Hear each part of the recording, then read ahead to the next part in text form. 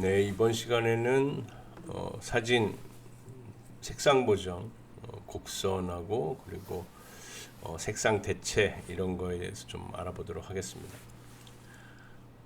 그동안에 사진 보정하면서 곡선에 대해서 많이 이제 사용을 하는 걸 보여드렸는데 곡선에 대해서 정확한 그 개념을 먼저 좀 이해를 하시는 시간을 가져야 될 것 같아요.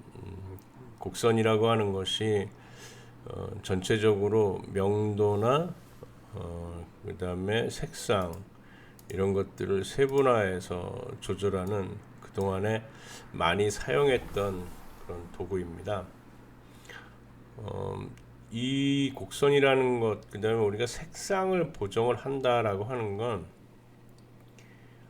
먼저 기본적으로 그 사진을 찍은 다음에 그 사진에 대해서 그 전체적인 콘트라스트, 대비에 대한 거, 그리고 명도에 대한 거, 그리고 색상에 대한 그 어떤 의미를 명확하게 좀 이해를 하시고 작업을 하셔야 어떻게 보정을 하겠다라는 그런 개념이 나오거든요. 근데 그냥 일반적으로 사진을 촬영을 하시고 그걸 가지고 그냥 막연하게 포토샵을 열어서 무엇인가 보정을 한다 그러면 전혀 의미 없는 작업이 되겠죠. 이 사진을 놓고 보면 보시는 바와 같이 아마 노출값이 좀 오버됐다라고 생각하실 거예요. 그 이유는 뭐냐면 대비되는 어떤 그 콘트라스트 이러한 대비 효과가 덜 이루어졌기 때문에 약간 뿌연 듯한 그런 느낌이 나죠.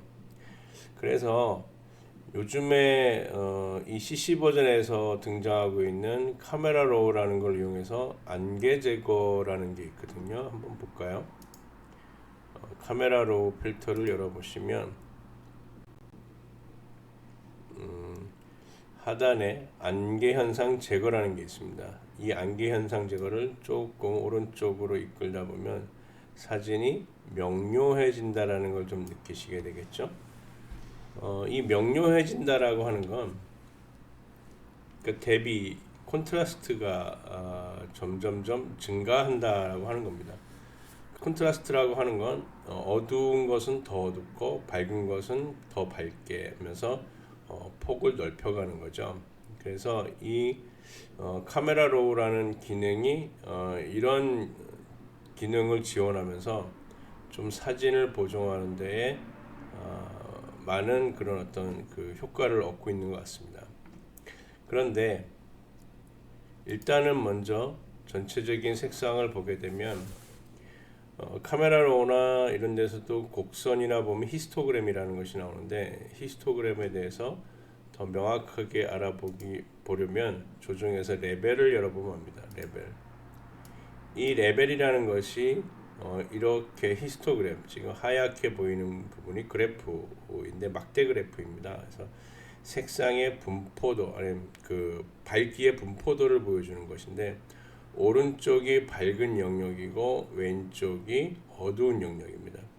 지금 보면 완전 왼쪽에는 이 히스토그램이 없죠.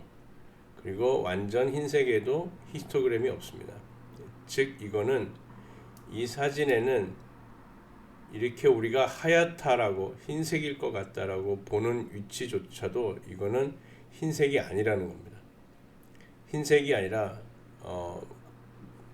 연한 회색에 가깝다라는 거죠. 명도 단계에서 보게 되면. 그리고 이런 하단에 보게 되면 블랙이라고 어두운 픽셀이다라고 생각할 수 있지만 실제적으로 카메라에서는 이것은 그냥 진한 명도 단계에 있는 색이라는 겁니다. 그래서 히스토그램에서 그 전체적인 명도 단계를 보여주는데 여기에서 보는 것과 마찬가지로 블랙이 없고 화이트가 없는 중간 계통의 색이 많은 그런 사진이라는 겁니다. 그래서 전체적으로 보았을 때 희미한 대비 효과가 떨어지는 사진이라는 거죠. 그래서 여기에서 보통 예전에는 레벨 왼쪽에 있는 블랙 바를 슬라이드 바를 끌어올려서 이 정도의 밝기에 있는 명도 단계에 있는 색상들을 블랙으로 전환해라 라고 하는 거거든요. 이 정도의 색깔도 블랙으로 이끈다라는 겁니다. 그 다음에 밝기를 해볼까요? 자, 이 정도에 있는 색을 밝게 해라. 그래서 확인을 눌러보게 되면 조정 전과 조정 후 이러면서 대비 효과를 주는 거죠. 레벨을 이용하셔도 좋고, 아니면 필터에서 카메라 로우라는 것을 활용을 하셔도 좋습니다. 이게 어떤 것을 사용해야 하느냐라는 법칙이라는 건 없거든요.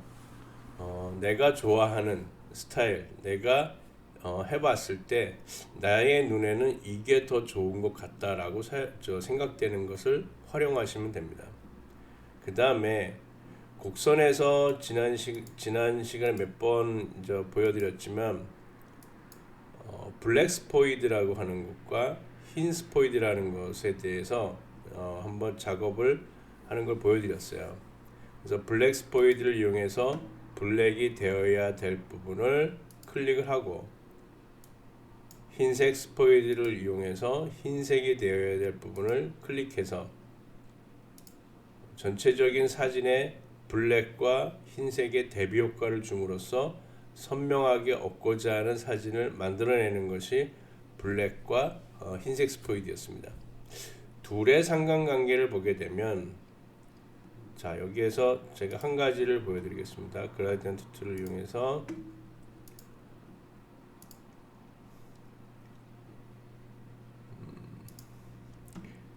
자, 이쪽은 블랙이고 이쪽은 흰색으로 하고 투명도는 100%로 하겠습니다. 그러면 블랙에서 흰색으로 가는 그라디언트가 만들어지겠죠. 그래서 클릭하고 수평으로 오른쪽으로 쭉 이어보겠습니다. 자, 그러면 블랙에서부터 흰색으로 이어지는 그라데이션이 적용이 됐는데, 여기에서 곡선을 한번 꺼내 보겠습니다. 곡선을 꺼내서 블랙 스포이드를 보면, 자, 내가 생각하기에 이 정도 농도 부분이 블랙이 되어야 될 것 같다. 그러면 이 부분을 클릭합니다. 그러면 이 정도 농도보다 어두운 농도들은 다 블랙이 되는 겁니다. 더 와볼까요? 이 정도에서 클릭을 하게 되면 이 정도 농도보다 더 어두운 농도를 갖고 있는 명도 단계에 있는 픽셀들은 블랙이 된다라는 겁니다. 자, 반대로 흰색 스포이드, 이 정도 농도에다가 클릭을 하게 되면 이 정도 농도보다 밝은 농도는 다 흰색이 되어야 한다라는 겁니다. 그래서 블랙과 흰색을 사진에서 지정해 주면서 블랙이 되어야 될 부분 그 다음에 화이트가 되어야 될 부분을 선정을 하면서 블랙과 화이트의 대비 효과를 더 준다라는 겁니다. 그래서 이 곡선이라고 하는 거는 사진에서 어떤 명료한 이미지를 얻고 싶을 때 사용하는 경우가 있고요. 또 하나는 우리가 자연적인 채광일 때의 빛을 얻고자 할 때도 있습니다. 보통 만약에 형광등 밑에서 사진을 찍었을 때, 실내 사진을 찍었을 때 보게 되면 약간 사진에서 푸른빛이 감돌죠. 이거는 제가 그냥 묘사를 해보겠습니다.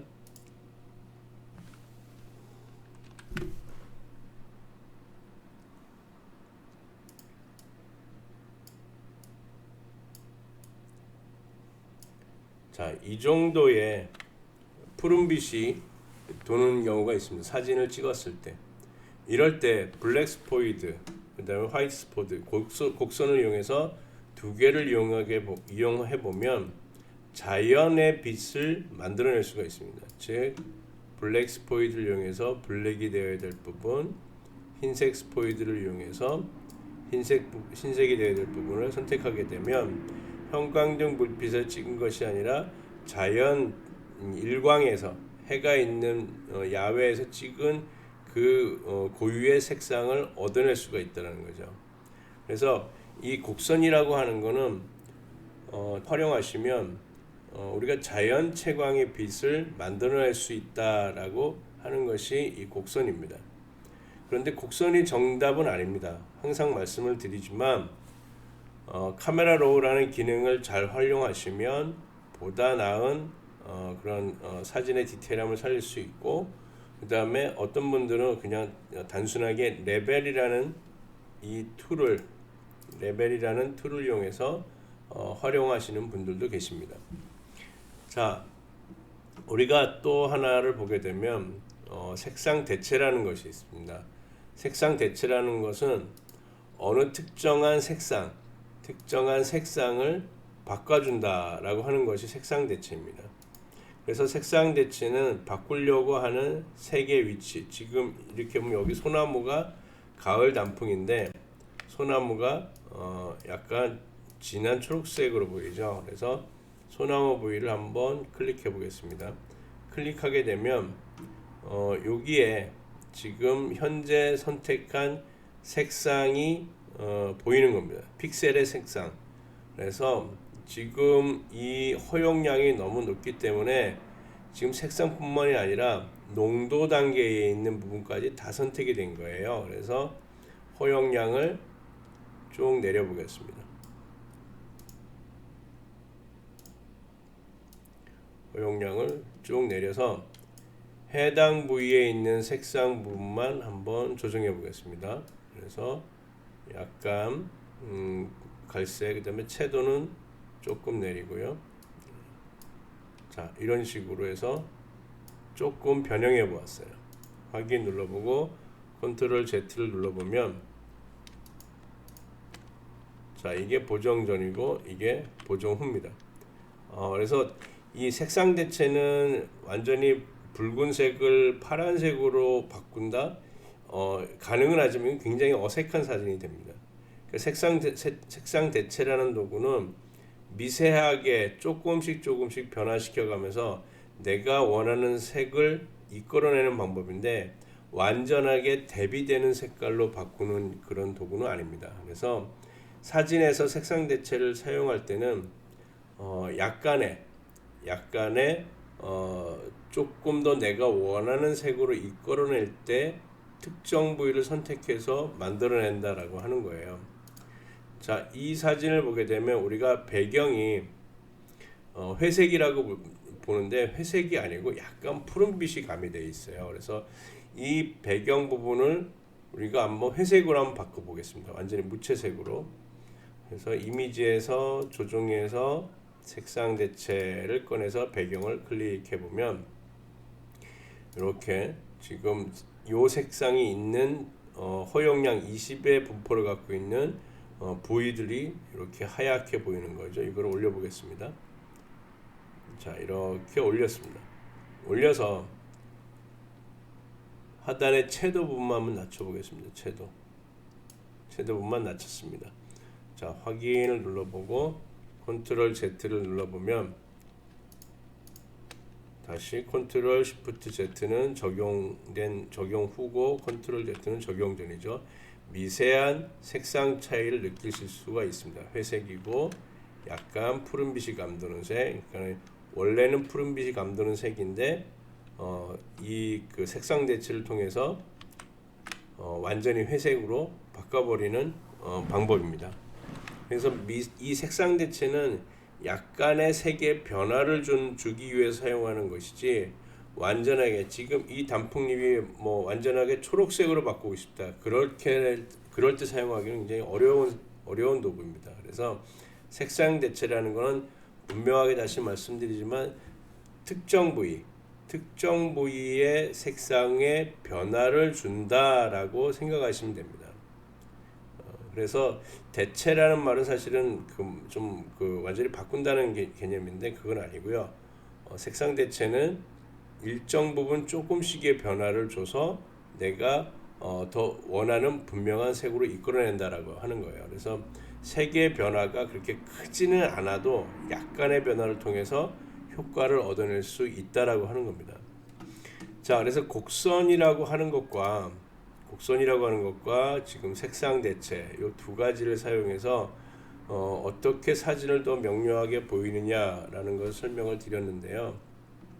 사진 촬영을 하게 되면 반드시 컴퓨터에서 이제 확인을 하게 되죠. 그래서 확인 과정을 통해서 내가 어떻게 완성해 가느냐라는 그 과정이 이제 그 색상 보정입니다. 사진은 이야기를 만들어내는 과정이다라고 지난 시간에 한번 말씀드린 적이 있는데요. 포토샵에 의한 색상 보정이나 이러한 그 여타의 그 작업을 하는 거는 그 만들어낸 이야기를 완성해가는 과정이라고 하는 겁니다. 그래서 이 포토샵은 맹목적으로 사용하는 도구는 아닙니다. 그러니까 내가 어떠한 생각을 갖고 그 생각을 표현해내는, 그 완성해내는 그런 과정을 만들어내는 것이 이 포토샵이라고 하는 겁니다. 그래서 가끔 이제 이런 분들이 계세요. 그 사진을 한번 전시를 하려고 하는데 내 사진 좀 봐달라라고 하시는 분이 계시는데 사진을 봐드리는 거는 충분히 뭐 제가 조언을 해 드릴 수는 있죠. 그런데 포토샵에서 어떻게 해봐 주세요라고 하는 분들이 계세요. 그거는 이 사진인으로서의 예의가 아니거든요. 어떻게 해달라라고 하는 거는 그거는 자기가 무엇을 먹을지 골라달라는 것밖에 안 되거든요. 자기 의지가 없는 겁니다. 사진을 보내놓고 제가 내 마음대로 보정을 하게 되면 이 사진은 제 사진이 되는 거지 그 사람의 사진이 되는 건 아니거든요. 그렇게 해서 그 사진을 전시를 하고 공모전에 내고 하는 거는 이거는 어떻게 보면은 자기 스스로를 부정하는 거고 그리고 거짓된 행위밖에 안 되는 겁니다. 사진은 내가 왜 촬영하느냐, 이 사진 무엇을 찍을 거는 분명히 하는데 왜 찍었는지 모를 경우가 무지 많아요.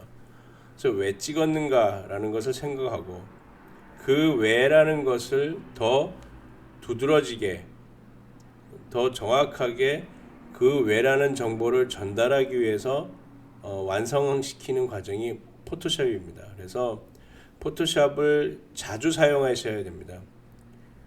그래야 미세한 조정에 의해서 전체적인 사진의 느낌이 어떻게 변화되어 가는지를 익히게 되고 그 작은 변화가 어떠한 감정이 좌지우지할 수 있는지 이런 거를 알 수 있게 되는 거예요. 그래서 포토샵은 자꾸 해보시면서 물론 처음에는 목적 없이 하는 경우도 있겠죠. 따라하기도 많고 요즘에 유튜브 방송을 보게 되면 여러 가지 뭐 무슨 팁들이 굉장히 많더라고요. 그러니까 이런 것들은 그냥 정보로서 알아두시는 게 가장 좋아요. 그래서 나중에 작업을 하다가 이럴 때 이렇게 하고 싶은데 그러면 그때 보았던 영상물을 다시 한번 꺼내서 한번 보시고 그리고 내가 하려고 하는 그런 의지를 포토샵에서 보여주시면 됩니다. 다시 말씀드리지만 포토샵은 이야기를 완성시키는 과정이지 우연을 만들어내는 창작물은 아니라는 겁니다. 창작 과정은 아니라는 거예요. 그래서 포토샵은 자주 활용해 보시면서 미세한 변화에 의한 그 감정적인 변화가 어떻게 일어나는지 이런 것들을 많이 느껴보시면서 활용해 주시면 될 것 같습니다. 이번 시간은 여기서 마치겠습니다. 감사합니다.